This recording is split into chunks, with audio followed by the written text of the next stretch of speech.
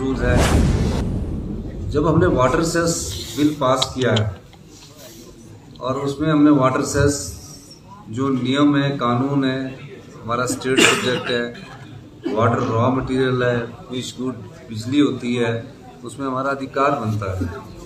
Water cess के मामले में भारतीय जनता पार्टी के उत्तराखंड और जम्मू कश्मीर में तो वो केंद्रीय उपक्रम जो थे उनके, चाहे एनटीपीसी है, चाहे एसजेवीएनएल है, चाहे एनएचपीसी है, वो तो कोर्ट में गए नहीं। हिमाचल प्रदेश में वो कोर्ट में गए और स्टे लेकर आए। तो ये भी हिमाचल विरोधी भाजपा की मानसिकता का परिचय देता है। तीसरा, आपदा आई, जो बजटीय ग्रांट होती है, जैसे दिसंबर के एनडीआरएफ की ग्रांट और बजटीय ग्रांट होती है, हमने बोला कि हमें स्पेशल रिलीफ पैकेज मिलना चाहिए। विधानसभा में संकल्प लाए भारतीय जनता पार्टी के लोग, उनके विधायक दल के नेताओं ने 10 मिनट विधानसभा में हल्ला किया, हमने स्वीकार किया, नियम 61 के नियम है उसके तहत स्वीकार किया और उसमें 3 दिन तक चर्चा हुई। जब हमने कहा कि आप स्पेशल रिलीफ पैकेज उन आपदा प्रभावित परिवारों के लिए खड़े होइए जिनके मकान क्षतिग्रस्त हो गए, एक एक पाई जोड़कर उन विचारों ने अपना एक पक्का मकान बनाया और आपदा ने उस पूरे मकान को क्षतिग्रस्त खड़ा किया। बड़ी बड़ी 3 दिन तक चर्चा में बड़ी बड़ी बातें करते रहे। कईयों के मकान आंशिक रूप से क्षतिग्रस्त हो गए, चर्चा में भाग लिया और स्पेशल रिलीफ पैकेज में जब वोटिंग होने लगी तो उस रिलीफ पैकेज में वोटिंग में चुपचाप बैठे रहे और आपदा प्रभावित परिवारों के साथ भारतीय जनता पार्टी खड़ी नहीं हुई। ये हिमाचल विरोधी भाजपा है। फिर यही नहीं, केंद्रीय कानूनों में हमने परिवर्तन करके उन घरों को बचाने का काम किया जो घर उजड़ गए थे। 4000 घरों को बचाने के लिए हमने केंद्रीय नियमों की परवाह न करते कानून बदल दिया और 1.5 लाख रुपए की जो सहायता आज भी केंद्र के द्वारा मकान बनाने के लिए मिलती है प्रधानमंत्री आवास योजना के तहत, हमने अपने संसाधनों से उसको 7 लाख किया। 4500 करोड़ रुपए का आर्थिक पैकेज हमने घोषित किया और लेकिन भारतीय जनता पार्टी विरोध करती रही। फिर देखिए, हमने जो केंद्र सरकार के नियम है पोस्ट डिजास्टर, यानी कि आपदा के बाद जो पैसा मिलना चाहिए, कानून बनाया कि जिस भी प्रदेश में आपदा आती है उसमें केंद्र सरकार का बजटीय प्रावधान होता है। उसके तहत कानून बनाया गया है कि इस कानून के तहत आप ऑनलाइन भरिए। तकरीबन 9700 करोड़ रुपए का हमने ऑनलाइन भरा। ऑनलाइन भरने के बाद भी जो हमको 9700 करोड़ में हमें उम्मीद थी कि कम से कम हमें 5000 करोड़ तो पहले किस्त में दिसंबर तक आ जाएगा, वो दिसंबर में मिलना चाहिए था। जबकि और राज्यों में जब आपदा आती है तो दिसंबर में वो बजटीय प्रावधान कर दिया जाता है। हिमाचल प्रदेश में वो भी नहीं मिला, उसको कौन रुकवा रहा है? तो ये भी हिमाचल विरोधी भाजपा की मानसिकता का पता लग रहा है। और आप एक इनके नेता आके यहाँ के इनके सांसद सदस्य आकर यहाँ आकर मिलते हैं, आप मुझे एक भी फोटोग्राफ दिखा दीजिए। हमारी सांसद और प्रदेशाध्यक्ष प्रधानमंत्री जी से मिली, आपदा के समय लोगों से उन्होंने अनुरोध किया कि आप प्रभावित परिवारों की मदद दीजिए, तो इनको उन्होंने कहा कि कर रहे हैं और राज्य टू राज्य कर रहे हैं। आप एक भी सांसद बता दीजिए, तीनों सांसदों में से, चाहे वो शिमला का है, चाहे वो हमीरपुर का है, चाहे वो कांगड़ा का है, कि कम से कम जो किसी के साथ तीनों सांसद इकट्ठे होकर जाते और गृह मंत्री अमित शाह जी से अनुरोध करते कि आपदा प्रभावित परिवारों को कुछ राहत तो दी जाए। राहत देनी तो दूर की बात, उनसे मिलना भी इन्होंने दुश्वार समझा। और आज देखिए तो ये भी हिमाचल विरोधी भाजपा का मानसिकता का परिचय है। तो जब भाजपा ने हिमाचल विरोधी मानसिकता को अपना लिया है और ये राजनीतिकरण करके लोकसभा चुनावों में ये राजनीतिक तरीके से वोट मांगने का जो तरीका अपनाया है, जनता सब जानती है। हमने आम आदमी और गरीब आदमी को ध्यान में रखकर 1 साल में कांग्रेस की नीतियां बनाई। ये पहली बार हुआ आज हमने अपने कैडर को बताया कि कांग्रेस पार्टी की जो कार्य दूध का मिल्क आज़ादी के बाद से पहली बार 6 रुपये बढ़ाया हमने, 6 रुपये। अभी दूध जो ग्रीन फेडरेशन खरीदती थी 32 रुपये में खरीदती थी, हमने उसको बढ़ाकर 36 रुपये की।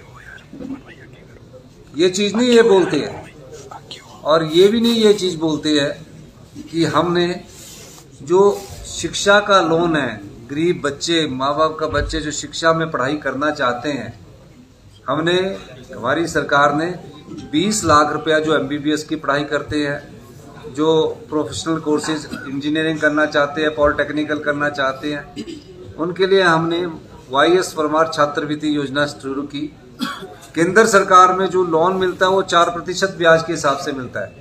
हमारी सरकार ने 1% के हिसाब से 20 लाख रुपए का लोन का प्रावधान बच्चों की पढ़ाई के लिए किया।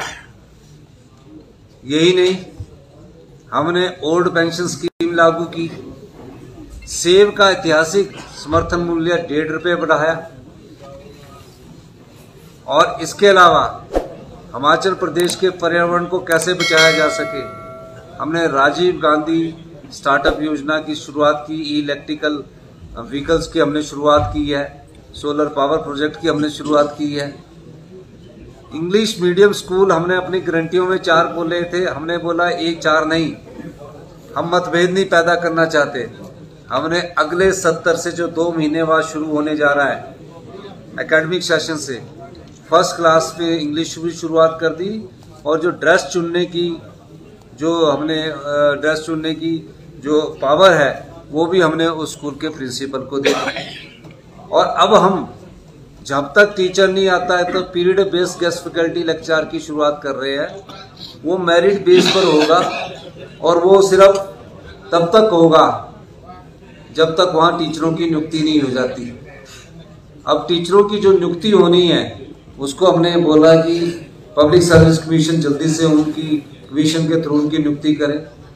तो क्वालिटी एजुकेशन में जो प्रदेश 17वें स्थान पर पहुंच गया दूसरे स्थान से इनके समय में, उस क्वालिटी एजुकेशन को इम्प्रूव करने के लिए हम पीरियड बेस्ड गेस्ट फैकल्टी लाए, जैसे कि सेंट्रल स्कूल में होता है, यूनिवर्सिटीज में होता है।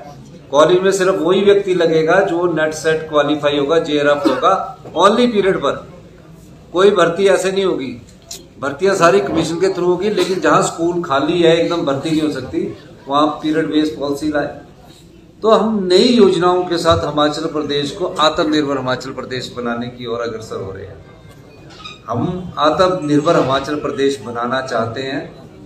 हम हिमाचल विरोधी जो भाजपा है उस बात को लेकर हम कल से हम सरकार गांव के द्वार की ओर जा रही है।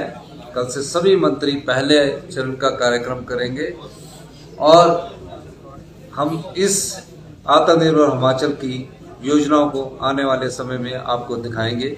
यही मैं आपको कहना चाहता हूँ। धन्यवाद।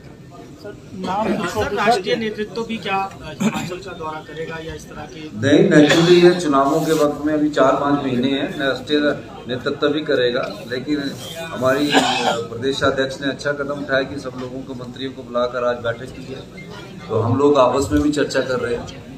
सर, कुछ मंत्रियों में नाराजगी है क्या? नहीं, मंत्रियों में कोई नाराजगी नहीं है। किस चीज के लिए नाराजगी है? मुझे तो किस चीज की नाराजगी है? विभाग वापस लिए गए? नहीं, विभाग कोई वापस नहीं लिए गए। ये आप गलत कह रहे हो कि विभाग वापस लिए गए। जो मेन विभाग है वो सबके मेन विभाग लिए गए। जो एडिशनल थे उस एडिशनल में उनसे संबंधित जो विभाग आए, जैसे कि कई विभागों को अभी हम रीऑर्गेनाइज कर रहे हैं, तो उनको वो विभाग दिए जाएंगे जो उनके मेन विभाग से संबंधित है। तो नाराजगी की तो कोई बात ही नहीं इसमें। सर, निगम बोर्डों में ताजपोशी का इंतजार कर रहे हैं, काफी वरिष्ठ नेता हैं, कार्यकर्ता हैं। निगम बोर्डों में ताजपोशी जहाँ जहाँ हो रही है कर रहे हैं, लेकिन जब और होगी तो मैं आपको बताऊंगा। सर, कुछ बड़े चेहरे इस मीटिंग से गायब हैं, रीजन क्या है? कौन से बड़े चेहरे? सुधीर शर्मा है, राजेंद्र राणा है, 3 मंत्री हैं। पहले तो आप पत्रकार है, आपको ये जानकारी लेनी चाहिए कि तीन मंत्री में हर्षवर्धन जी पांडिचेरी के आ जाना है और रोहित जी बाहर है। सर हर्षवर्धन जी तो जनसभा कर रहे हैं अपने क्षेत्र। हाँ तो आगे होंगे, आज शाम आ जाना था उन्होंने, तो आज शाम को उन्होंने रखा होगा। तो और राजेंद्र राणा जी और उन्होंने मुझे फोन करके बताया। कुलदीप राठौर जी भी नहीं, कोई ऐसी बात नहीं है। और अपने उनका नेशनल लेवल पर भी ड्यूटी है कुछ MNO की, ये भी आपको याद रखना। तो जब पूरी स्टेट की लीडरशिप टॉप की बैठी हो तो ये लोग जा सकते हैं। ऐसा नहीं होता कि मीटिंग में सारे ही आए, कई बार तो हम भी एब्सेंट हो सकते हैं वहाँ पे बनाया हुआ कार्यक्रम के। चंद्र कुमार जी एब्सेंट हो सकते हैं, धनीराम जी एब्सेंट हो सकते हैं, कार्यक्रम होते हैं।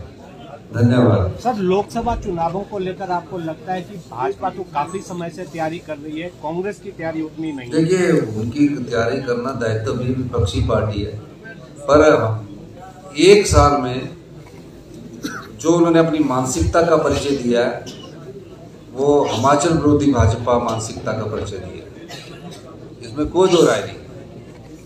धन्यवाद। सर लोकसभा चुनाव में नए चेहरों को उतारेंगे या पुरानों पर विश्वास करेंगे कांग्रेस? हम हाथ को उतारेंगे नहीं, लोकसभा के चुनावों में हाथ को उतारेंगे। धन्यवाद। और हाथ को ही जिताएंगे।